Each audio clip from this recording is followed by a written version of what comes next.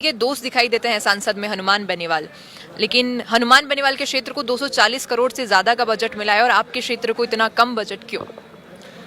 इसलिए हम कहते हैं कि हमें अलग राज्य दे दो, हम चलाएंगे हमारा राज्य। लेकिन आपके उस राज्य की भी तो मांग पूरी नहीं की जा रही है। बिल्कुल, इसीलिए हम कहते हैं कि ये सरकारें आदिवासी विरोधी है और इस बार इस बजट में बड़ी आस थी कि सरकार कुछ अच्छा देगी दक्षिणी राजस्थान को, क्योंकि मुख्यमंत्री जी के बहुत दौरे हुए हैं दक्षिणी राजस्थान में, बहुत दौरे हुए हैं, कुछ नहीं मिला।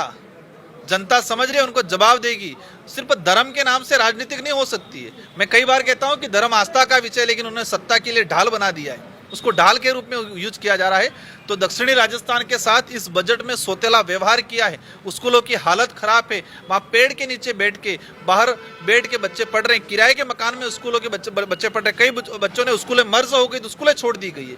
तो हालात खराब कर रखे इस सरकार में, विशेषकर एजुकेशन के क्षेत्र में। उल्टा कुछ कर तो नहीं रहे, लेकिन उल्टा आदिवासियों की जमीन हड़पने का काम कर रहे हैं। आपने बात की धर्म की, लेकिन सत्ताधारी नेता हो या विपक्षी नेता हो, आपको कहीं ना कहीं ईसाई धर्म से जोड़ते हुए कहते हैं कि आप धर्म परिवर्तन का एक बहुत बड़ा मेन रीजन बन रहे हैं आपके क्षेत्र में। तो ईसाई कम्युनिटी के जो लोग हैं वो भी कहते हैं कि राजकुमार ईसाई विरोधी है, क्योंकि हमने कई बार कहा है कि आदिवासी ईसाई भी नहीं है, और हम तो कह रहे हैं जो ईसाई अपना रखा है वो उनको भी वापस आदिवासी धर्म पूजा पद्धति में वापस ला रहे हैं।